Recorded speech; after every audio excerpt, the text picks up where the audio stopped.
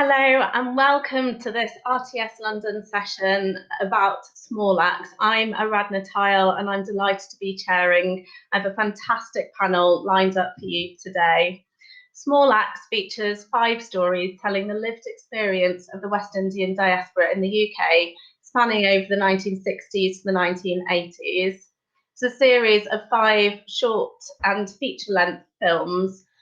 Mangrove, the story of the so-called Mangrove Nine, whose trial was the first judicial acknowledgement of behaviour motivated by racism in the Metropolitan Police. Lovers Rock, a romantic drama set in unofficial blues clubs where youngsters would go to dance the night away. Red, White and Blue, focusing on the trailblazing black policeman Leroy Logan. Alex Wheatle, the coming-of-age story of the writer Alex Wheatle. And Education, highlighting racial segregation in the school system. The series was directed by Steve McQueen. To date, there have been 9 BAFTA nominations, Golden Globes, features at the Cannes Film Festival. This panel is a great opportunity to hear about the success by this groundbreaking series and find out just how on earth the team did it. So I am absolutely delighted to welcome Tracy Schofield, the executive producer, Courtney Newland, writer on 2 of the episodes, and Gary Davey, casting director. Welcome. We'd love to hear from you at home as well. If you'd like to ask any questions of our panel, then please do submit them in the chat on YouTube, and I'll try to come along to all of you. But first, before we get started, let's have a look at the trailer.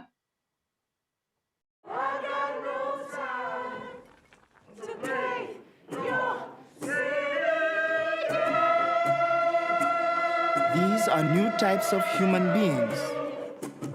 They are not demoralized or defeated persons. They are leaders, but are rooted deep among those they lead. We mustn't be victims, but protagonists of our stories. Don't you think it's time things were different?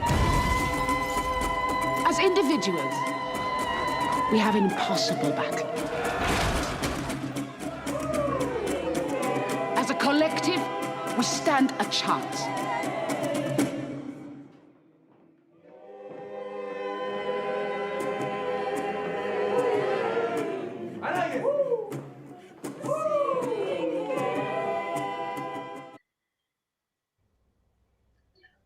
All 5 films in the series of Small Acts are still available to watch on BBC iPlayer.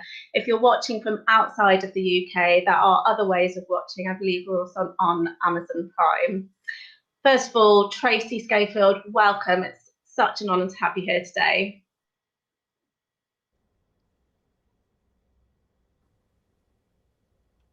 I'd love to hear more about the story. I understand you were working with Steve for 10 years, building the ideas and developing the story and taking the story to the BBC, who ultimately commissioned it. I'd love to hear a little bit more about that process and what made you want to work on this series. Steve was introduced to me having gone to the BBC and said that he wanted to make a drama series about the West Indian community in London.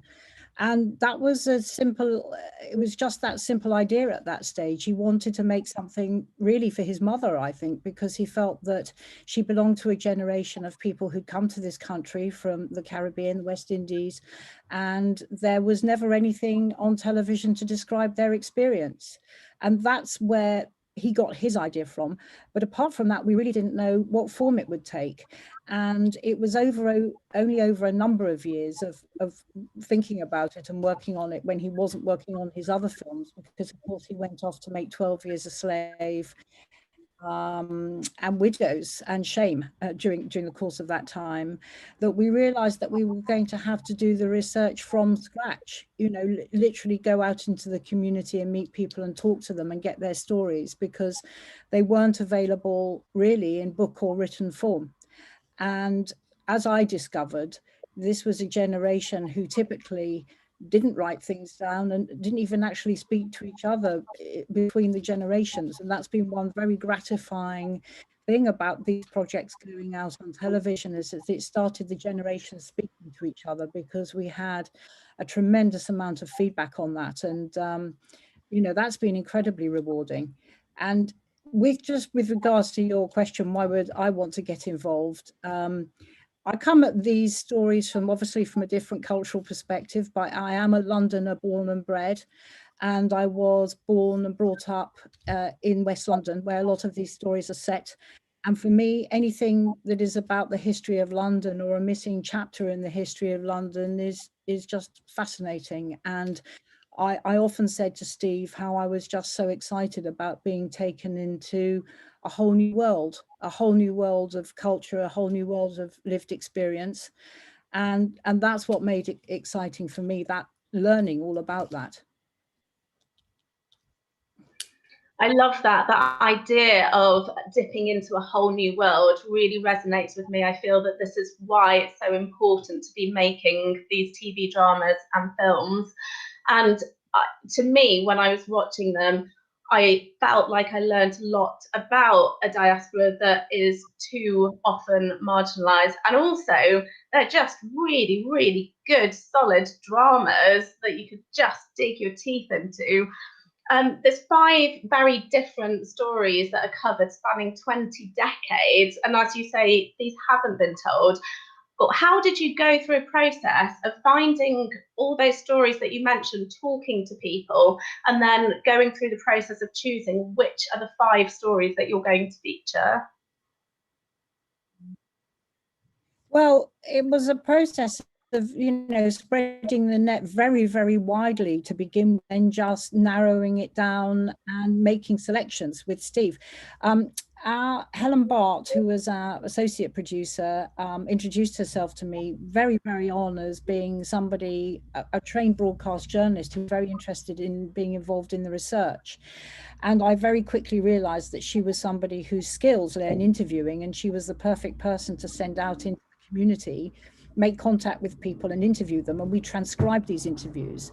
And some of them were from people who, you know, you would consider to be very eminent in that community. And others were from very, very ordinary people who led very, they would consider ordinary lives. But there was something very remarkable and special about reading these transcripts, you know, all together, which was, you know, a highly, highly unique resource that we'd created inadvertently over a period of 1.5 years, of a picture, a snapshot of a community and a whole spectrum across that community at a particular time. When it came to choosing the stories, there were clearly some that absolutely stood out in terms of being in the public domain. And I would say that the mangrove was the preeminent story in that arena, because it was an important piece of social and cultural history that, as Steve said, had been swept under the carpet. And most people who follow Steve's career will have heard him use this phrase several times. He used it about hunger. He used it about 12 Years a Slave, these stories which are hiding in plain sight. And The Mangrove is an extraordinary story of civil rights in the UK. You know, if this was an American story, there would be many, many books and films about it, I'm sure. Partly because they self-defended and they were acquitted, which is a remarkable outcome. But for us, not only was The Mangrove a unique story in itself, but it also laid out the stall for the whole series, telling people, this is what this whole series is going to be about. These are the things we're interested in. It's about collective action. It's about communities of people coming together. And that's where the title Small Acts came in. And I understand that Leroy Logan, whose story is told in Red, White and Black, and Alex Wheatle in the eponymous title, were actually consultants on those 2 films. How did those relationships come about? Well, Helen Bart knew Leroy from her former work, and I'd met Alex along with Courtier actually when I was putting the writers' room together. So slightly different entry points for them into the project, but Leroy came in to meet Steve and tell him his story, which was It is unique, his story, actually. And I think as so much of Small Acts concerns the police and police activity during what was a very kind of disruptive period in social relations between the police and the public, to tell the story of a Black officer, i.e. from the other side of the mirror, was, you know, hugely interesting, as well as the actual individual details of Leroy's story and Leroy's relationship with his father. So that was a kind of standout story, really, for us. And Alex's story came to us via Alex in the writer's room, and Courtier will remember this, because Steve had said in the writer's room, I'd like a story about a young kid, a boy, a teenager. And Alistair Siddons, Courtier's co-writer, said to Alex Wheatle, go on, Al, tell Steve your story.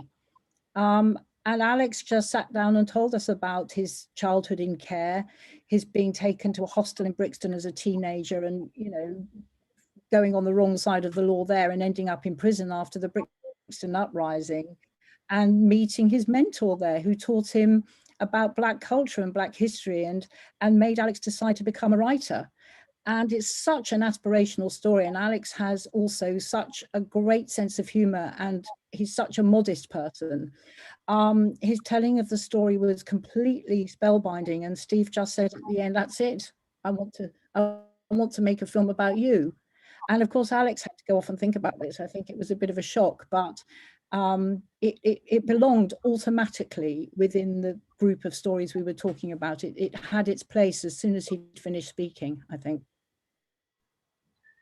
Tracy, I love that. It makes it feel like this story is really owned by not just Steve, not just the writers, but the whole community. I think it's a fantastic achievement. There's so much more I'd like to come back to on the production element.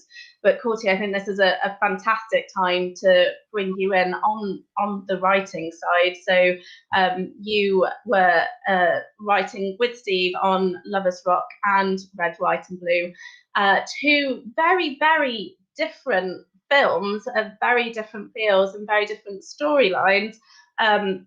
So Lovers Rock, I believe, is a fictional story based on these kind of unofficial blues parties, and Red, White and Blue on the other end of the spectrum very much follows Leroy Logan's story.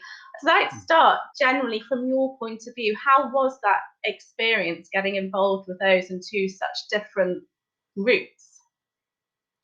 I mean, well, it was a fantastic experience, you know.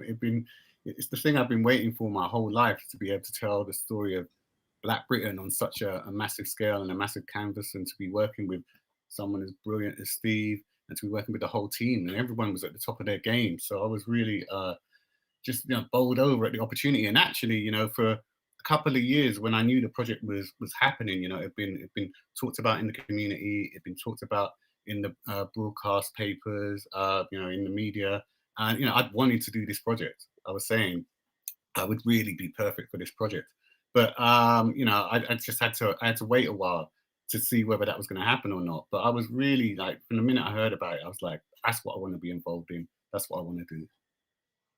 And to what extent were you involved in the process deciding which stories you want to tell? I mean, from the way that Tracy describes it, I love this idea that there's obviously a very, very clear vision in Steve's mind, as well as in each of those people who contributed, but then to have that flexibility to hear another story and say, yes, that's the one. Yeah. How was that process for you, and to what extent did you come knowing the story that you wanted to tell? Yeah, it didn't quite work like that. I didn't know particularly which story I wanted to tell, and at the time when I was talking to Steve about being involved in the project, I only knew about Mangrove. And then, or I knew a little bit about Lovers Rock. I knew Lovers Rock was kind of on the table because I'd heard Steve talk about it in interview a couple of times. But then when we sat down, we heard the full extent of the range of stories that were going to be told. And yeah, I think by then Steve knew pretty much. He was like, we're going to have this story, this story, this story, this story. And we were like, great. I mean, like, they all sound fantastic. And so it was more a process of trying to work out how we would tell those stories, kind of like breaking the story. in the room, and we spent 6 weeks, was it? I think, Tracy? I can't remember. 6 weeks working on that and trying to work out exactly how each episode would be structured, who the characters are, getting to know each other as writers, you know, that kind of thing. And then every so often, you know, Steve would say to someone, okay, so I want you to do this story, or I want you to do that story. And I remember waiting for a couple of, I think it was a couple of weeks, if I remember rightly. And I was like, I haven't been given a story. What does that mean?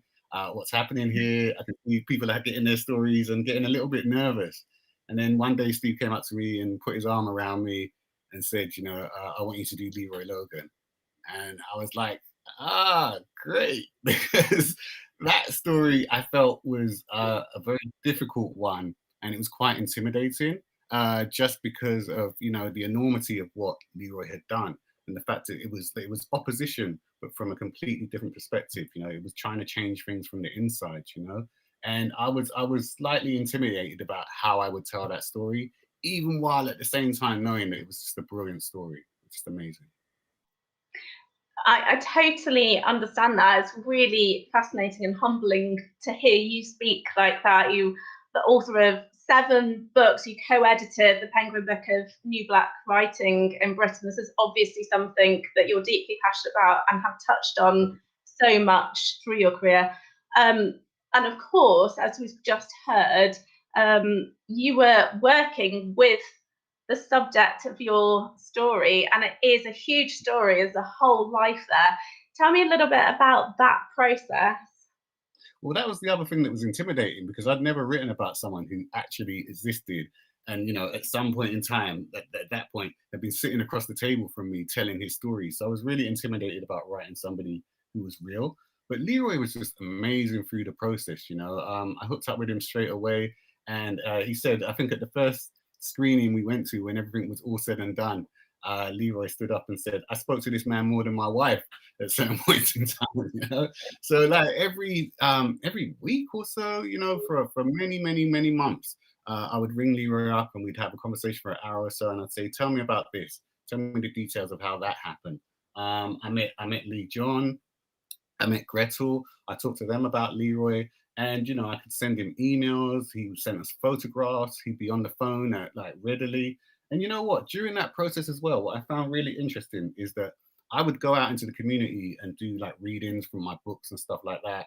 I'd go to film nights that were organized by certain people in the community, and Leroy would be there like routinely. You know, I'd like be looking in the back and I'd see Leroy sitting there, or I'd be going to on a train somewhere, and Leroy would be going to talk about like gun or knife crime at, you know, at City Hall or something like that.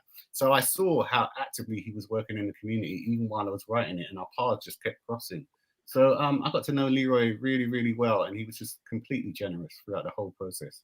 Didn't ask to see the script, didn't ask what I was doing, didn't ask about the story, completely hands off as well. He just trusted us, which was amazing. That's fantastic. That trust that people give to us as filmmakers, as writers, as producers is so valuable and so precious.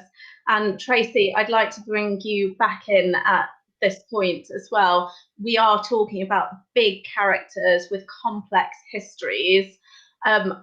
What was your thinking in terms of how you handle those stories? Of course, you know, Steve had a very specific vision, and to contextualize this, I'd like to say, from my point of view, watching the stories, I was absolutely gripped. I learned a huge amount, and I always left feeling a little bit better about the world. I felt uplifted. I felt they were redemptive, and I feel that that is a real skill as storytellers. And I'd love to hear your thoughts and your journey working with Steve on crafting these stories.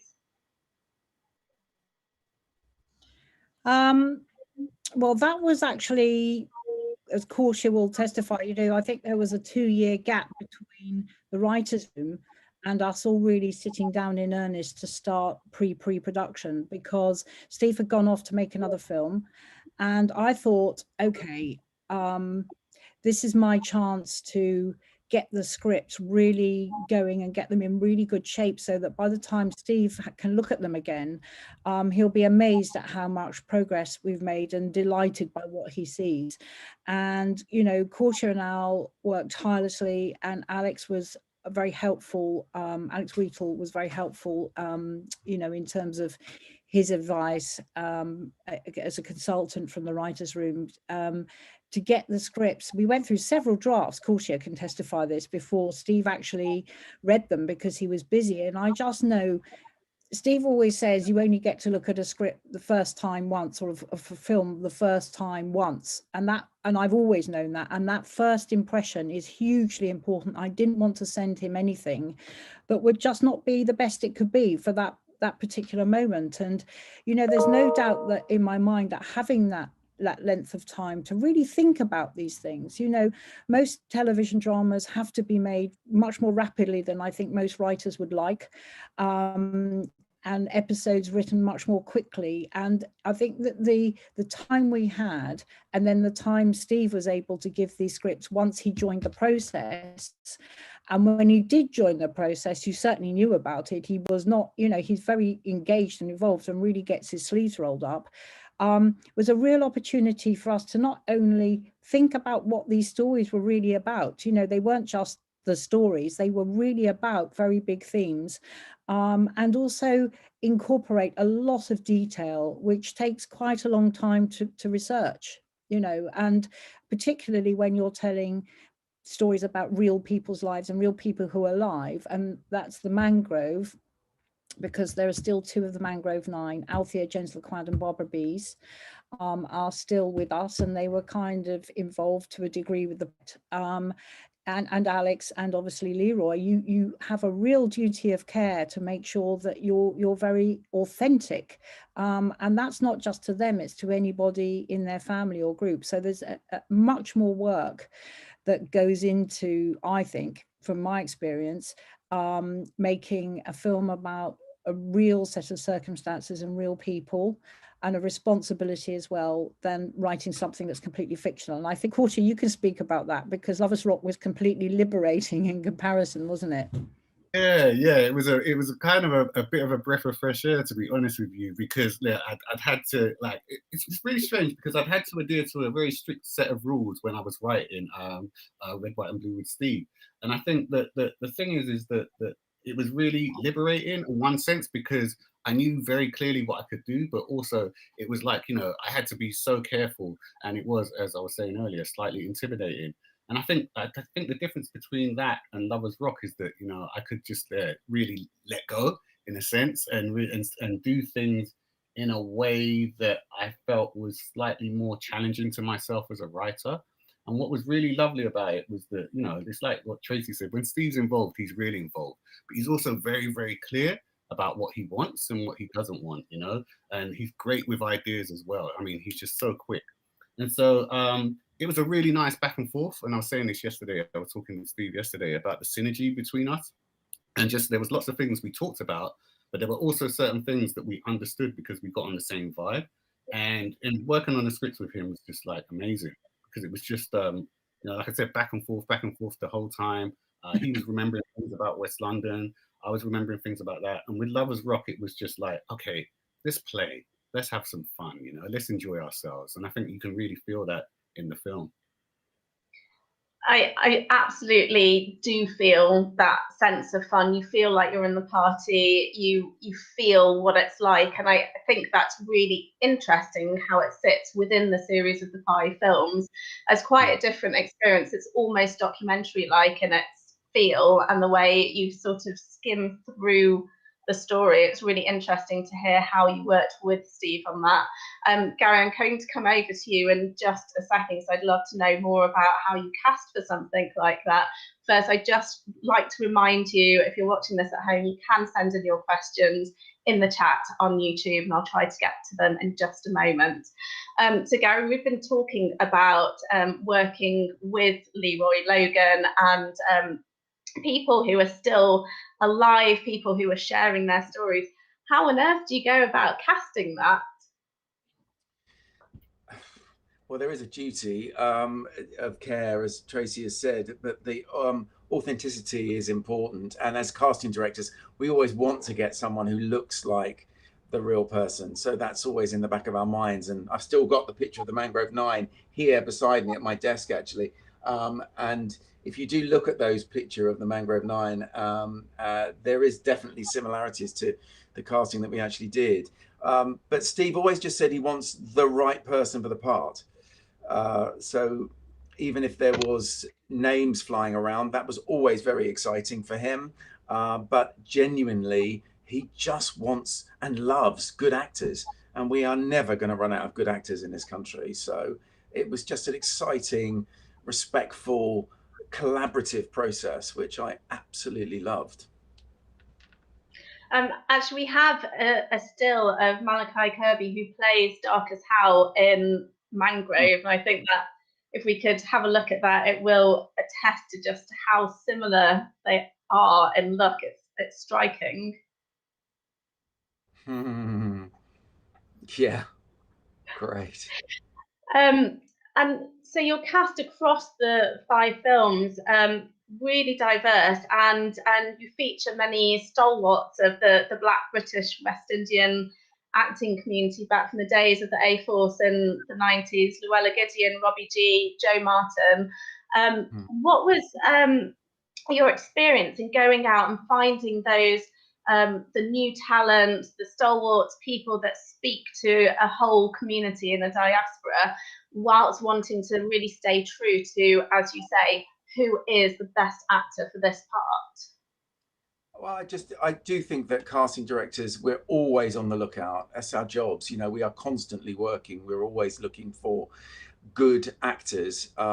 So Steve first told me about this project, not exactly what it was, but something was brewing about a London, and I'm a West Londoner. So I think we all are actually, all the 3 of you talking to today and Steve are all West Londoners.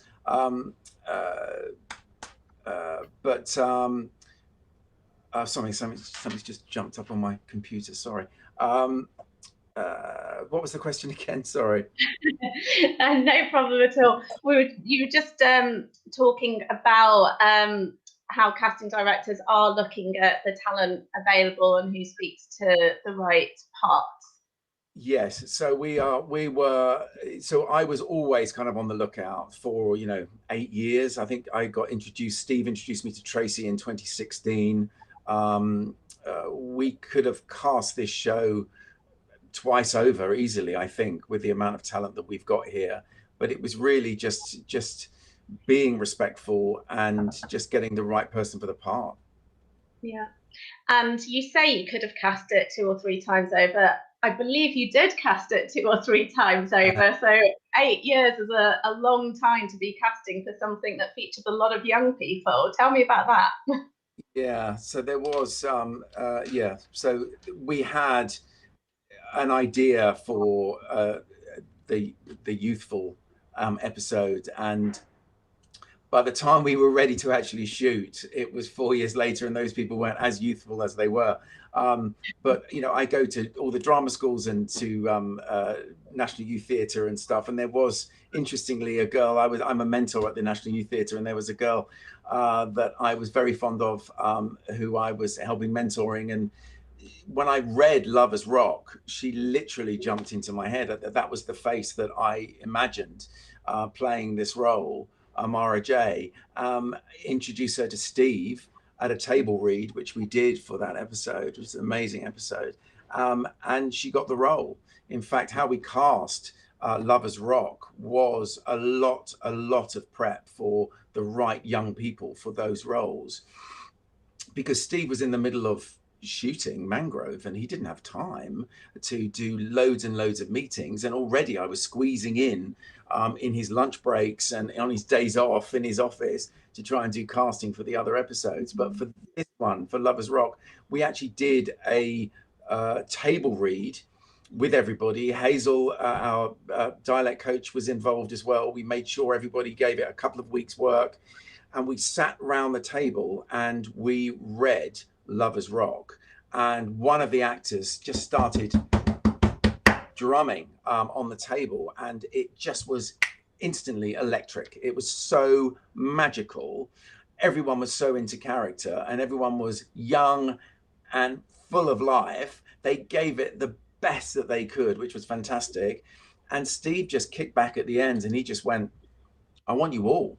And pretty much, I think there was about 90% of that table was how we cast Lovers Rock. That's such a fantastic story. And of course, you are a long-time collaborator with Steve. You also casted Hunger as well. And something that I want to come to is the fact that I mentioned that Small Acts is 5 independent films that make up a series. So to be really clear, this isn't casting for a series and when you're done, you're done. As you said, Steve was already shooting while you were casting for future episodes. Each one, I believe Mangrove is 2 hours, 7 minutes. The others range between 60 to 70 minutes. Those are 5 feature-length films shot in a very short amount of time. And I want to come to Tracy in a minute to find out a bit more about that. But how was that experience for you, casting essentially 5 films within the space and time and budget of a miniseries? Yeah, I didn't quite realize how big it was at first. And I was actually starting to prep on 2 other shows at the same time, which of course was madness because I had to let those 2 other shows go. So I literally gave absolutely 100% to this, which I had to do, of course, and wanted to do. So I had to let other things go, but it was a fantastic collaborative experience. And Tracy, I'd like to come to you to that very point. I'm absolutely blown away. I didn't mean it lightly when I said this is a groundbreaking series, both in terms of content and storyline and context, but also from a production point of view. As I say, this is 5 feature films that you're shooting. Tell me about that. How on earth did you get such a fantastic, dedicated crew, and how did you manage that within essentially a mini-series timeline?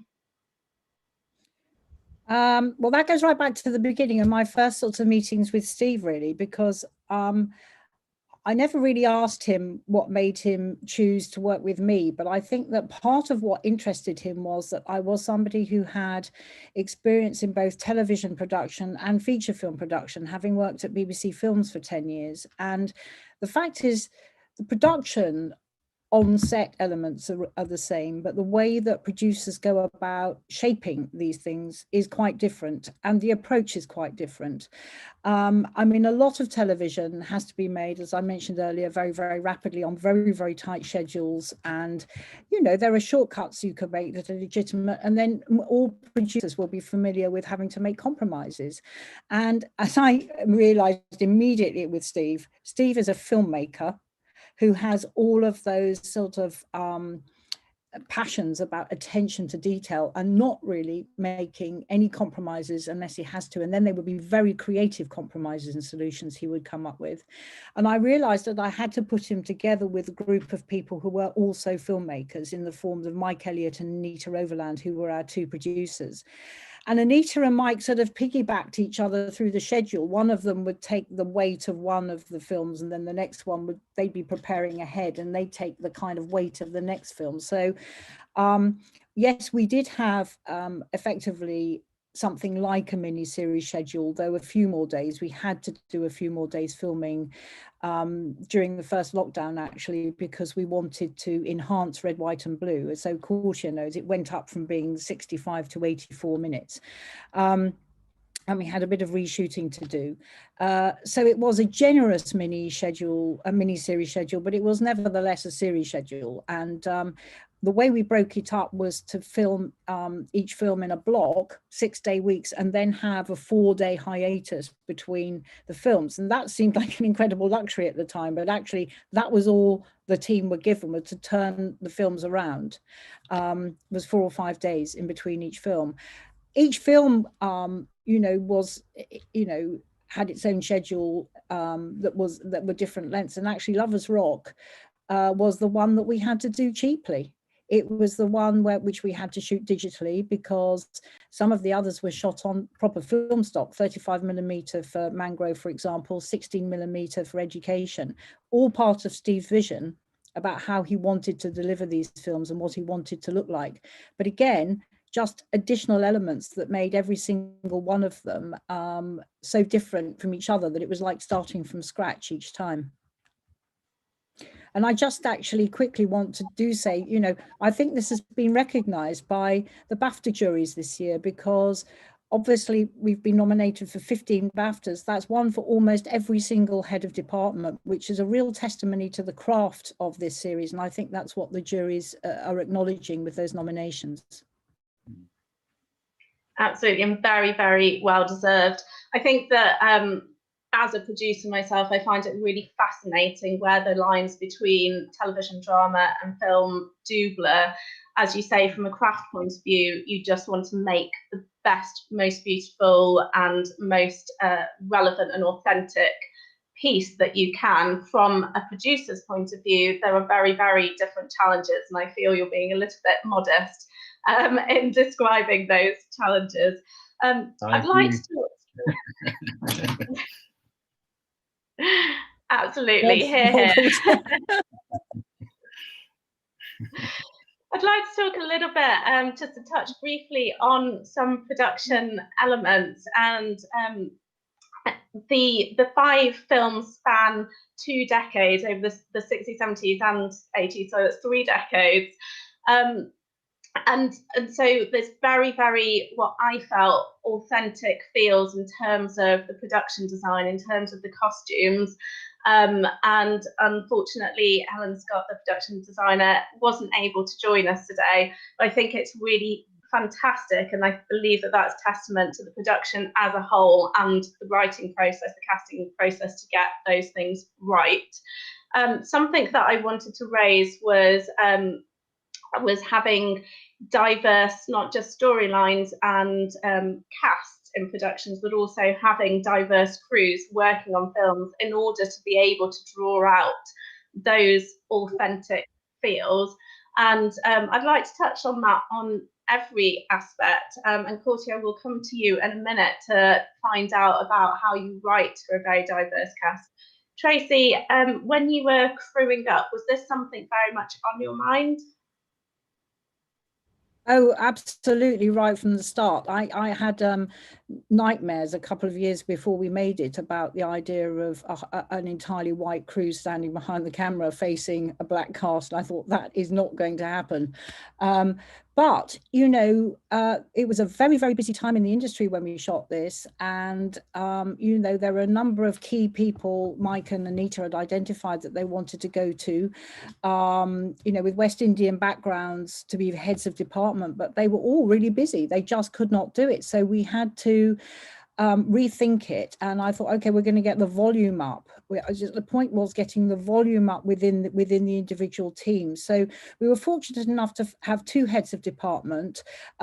Lisa, who's a costume designer on Mangrove, and Shabier Kirchner, our DOP, you know, had proper West Indian backgrounds, but we just put a lot of pressure on all of the heads of department to really stretch beyond their utmost to recruit new people within their team, so they might not have worked before. And we also persuaded Amazon, who have the series in the US, and the BBC here, to contribute together towards a trainee scheme, which meant that we brought in a trainee for every single department. And it did mean that when we kind of did a kind of spot check when we went into production in London, that 33% of the crew were actually West Indian, pretty specifically West Indian, I think. There, you know, there were a few other groups represented, but I felt it was important that they're West Indian because of the culture of the series, and that they would be able to bring more to it because of their own backgrounds. And that was just great, because they really did bring more to it, surprise, surprise, you know.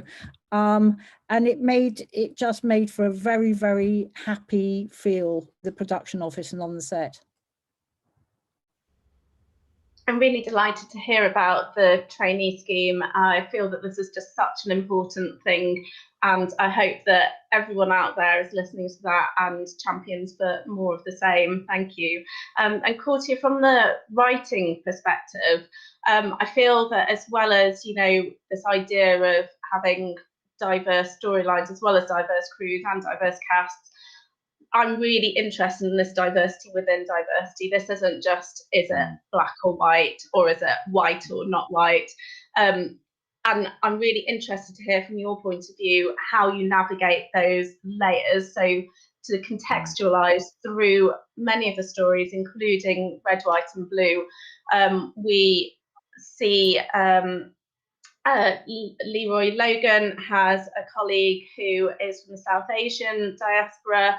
We see that theme running throughout as well, in terms of it's not just who is from the West Indies. It was a whole period of change where lots of people from different ethnic minority backgrounds in different countries were coming to the UK. And I found it interesting how the stories touch on different lived experience, whilst also thinking about the West Indian diaspora. That doesn't just mean one person, every person in there. There are a whole range of different countries, there's different accents, there's different wealth levels and educations and backgrounds. My personal feeling was that this was handled really delicately, sensitively, and not shied away from. Was that a very conscious decision? And could you talk me through that process? Yeah, I mean, I think in terms of Red, White and Blue, I was really conscious that it represented the 80s that I grew up in. And I mean, I went to school, as everyone's been saying, I'm West London born and bred. And when I went to school, there was like 127 different languages spoken in my primary school. So I felt particularly Red, White and Blue, it was really important to show a range of different people and represent London as it actually was and is now. And that's always what I'm striving for in any of the stories I'm telling about London, is to represent it authentically. And there's no way I could have written that story without including, you know, the struggle as it was back then, you know, for black people. And black was a political term as well in the 80s. I know a lot of young people now are quite shocked to hear how liberally the term black was used in those days, but it was a reality. And so I wanted to reflect that, because I remember that. I remember it really well and vividly. And with Lovers Rock, it was quite interesting because I leant very heavily on my Jamaican heritage. I'm Jamaican Barbadian, or Jamaican Bajan as we call it. And I think I leant quite heavily on that in the script. But then Hazel, our dialect coach, again, she came in and she said, you know what? I'm going to mix this up a little bit, and I'm going to put some Trini in it here. I'm going to put some St. Lucian here. And I thought that was really great too. So, and even with, I think in Red, White and Blue, yeah, we had a little bit of St. Lucian in there as well. So that's just reflective of the Black British community as it is. And of course, it goes much, much wider and farther than that, actually. Yeah, and alongside that, of course, we're talking about first, second, third generation people as well. Yeah, exactly. And I've really, in my career so far, I've always really concentrated on third generation and beyond.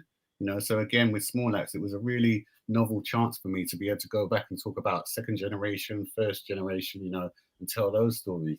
But to be able to mix it up, especially in Lovers Rock, you know, where there were some people who lean more heavily on their UK accent, some people who lean quite heavily into the Jamaican patois and all the other patois of the diaspora, I thought was really, it was a great opportunity, you know, and I'd love to do more with that in the future. Yeah, and Gary, to that same point about, you know, looking at people coming from very, very different backgrounds, obviously a lot of that is in the direction, but from a casting point of view, what's your approach when you're looking at telling these very personal lived experiences and therefore who you cast? Well, it's all in the script, and you go from the script, and also your own research. You know, I was growing up in the 80s as well, so so I was around in a lot of this time. So it really is you do ask people where they're from, and it's interesting. You know, heritage is a fascinating thing. So you know, on this one, we don't usually do it, but it was important that we did find out where people were from and asked about their backgrounds. So that was incorporated in this. Yeah. And is that at the stage where you're inviting people to audition? Yes, you know, we had our lists, we had our fabulous lists, and it's just, yes, it was just one of the things that we did before we got them into audition. Yeah, and Steve was keen on that too. But the representation is, you know, hugely important in these stories, and representing lots of different ethnicities and backgrounds too, as Courtier said. Yeah. Yeah, absolutely. I think it's something that, and Tracy, I'd like to hear your thoughts on this idea of representing those lived experience and having, there's a lot more scrutiny, I would say, of seeing representation, not just in the storyline, but who it is that's playing those characters and who it is behind the camera as well. And of course, we've already talked about your approach to that within Small Acts. I'm interested to know a bit more about your thoughts and feelings on that, whilst getting the best person for the job, frankly. You mean in general? Yes, please. Well, I think, you know, every single, as Gary will say, you know, you cast every single role in an individual way. And I would say that it's very difficult to create a general ruling about that across drama, because every project is so different and every role is so different. But my first instinct would be to go for the person who's best for the job. I think Gary would probably agree with that. I know Steve would. And then you kind of work out around that, if that is the right fit, you know, in terms of background and so forth. But yeah, the best person for the job. And that might mean that actually by being representative of that person, that individual, in whichever kind of way you're talking about, they are the best person for the job. That's a bit vague. I can only be vague about something without a specific example to discuss, really, I think.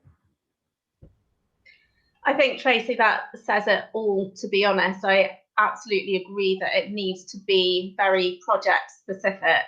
And I would just hope, I suppose this is a general plea out to the community, to always keep it in mind when we are looking at specific projects. And I'm really pleased to hear, as I said, about the trainee scheme. I know that you were very specific when you were looking at your HODs as well.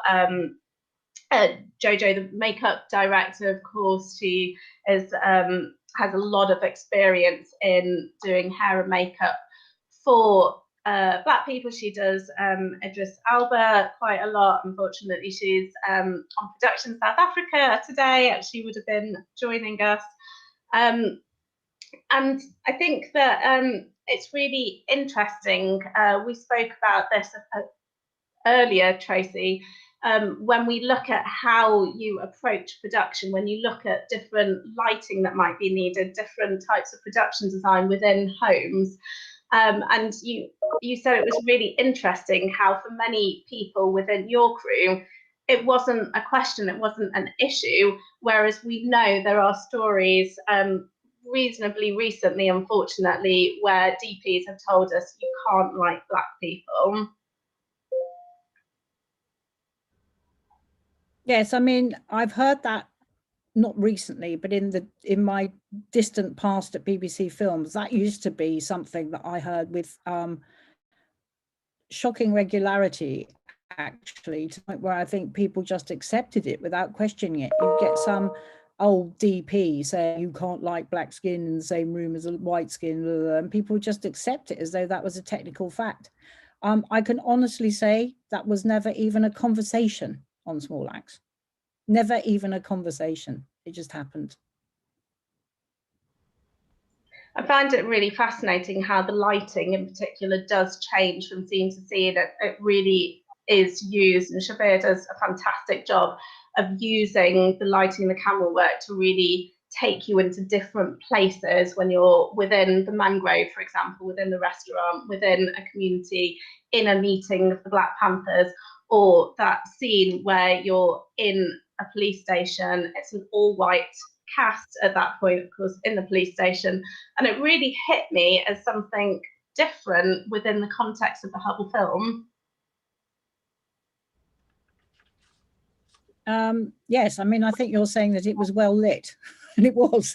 I mean, Steve worked very closely with Chabier, establishing the look not only of the individual films, which have their own particular kind of palette and their own tone, their own lighting scheme, to try and achieve the kind of texture he wants to achieve. A friend of mine said to me the other day something I thought was really, really smart about Steve, which I haven't thought of before, when I said that he chose his film stock, each film, to fit the story he was telling. So as I said, Mangrove was 35mm because he wanted it to be this cinematic experience. An Education right at the other end of the scale, a tiny little domestic film, was shot on 16mm, which typically films were shot on up until the mid-80s, but haven't been recently, because you can't deliver that in an HD format to a broadcaster. But what 16mm does look like is films that were made in the early 70s. It's just got that texture about it. And this friend of mine said, well, he's a painter. He's choosing the medium to make his painting. And so he uses the film stock, which is the medium, it's the oil or the whatever it is, the oil paint. And then the lighting is the tone and his color. That's how he lights. And I think that he was very fortunate in finding in Chabier somebody just completely understood what he was looking for and what he wanted to achieve, and did it more or less intuitively. We've got an audience question here about, you mentioned there were various different film formats used, and in particular 16mm. Someone, Phil from the audience, would like to know what the BBC had to say about going back to using 16mm. Well, as you can imagine, working with Steve McQueen, every single day there's a new conversation to be had, either with your broadcaster or with somebody about doing something differently. Because, and as I say, you know, Steve's a filmmaker. He didn't know what all of the kind of often understood but unspoken rules are about television production and television delivery, which is everything shot on digital. And we had to have a conversation with the BBC, not only, you know, our commissioners, but actually all of the technical departments too. Very long, extensive conversations about what would happen if we delivered in a format that couldn't be on the HD channel. And I have to say, although these conversations were, you know, long and went back and forth a lot, the BBC were hugely supportive about everything Steve was trying to do. They just wanted to make sure that they could deliver it and it would be stable, because the one thing we didn't want to see happening on BBC One live on air was buffering, or, you know, the film kind of suddenly, you know, stopping. That wasn't going to happen, but there are technical concerns that they had to be careful of. On the other hand, I don't think they want to make a habit of people suddenly all saying, I want to shoot my film on 16mm. I don't think that's a model they'd be willing to follow on an everyday basis. Yes, I can't see that happening, but it's fantastic, the sorts of innovative ingenuity you get when you have Steve McQueen attached. I'll be really interested to see what happens next, especially on that TV versus film approach. Thank you so much. We're running out of time. I'd like to thank my panel, Tracy Schofield, Courtney Newland and Gary Davey. Thank you so much. I feel like I could talk about each and every one of those 5 films for another couple of hours. Really appreciate your time. Thank you. Thank you. If you'd like to catch up on the series, as I said, you can watch them all in the UK on BBC iPlayer, in the US on Amazon Prime. That's all we've got time for today's session. If you'd like to catch up, it will be on YouTube later. Just have a look at RTS London. You can follow us on social media and we'll point you in the right direction. Do stay tuned to the website. We have a whole host of events coming up. And don't forget, we also have the RTS London podcast. You can catch up with the events Just search for it on your favourite podcast provider. It's RTS London podcast. Thanks again to my panel. Thanks to everyone for joining in, and look forward to seeing you next time.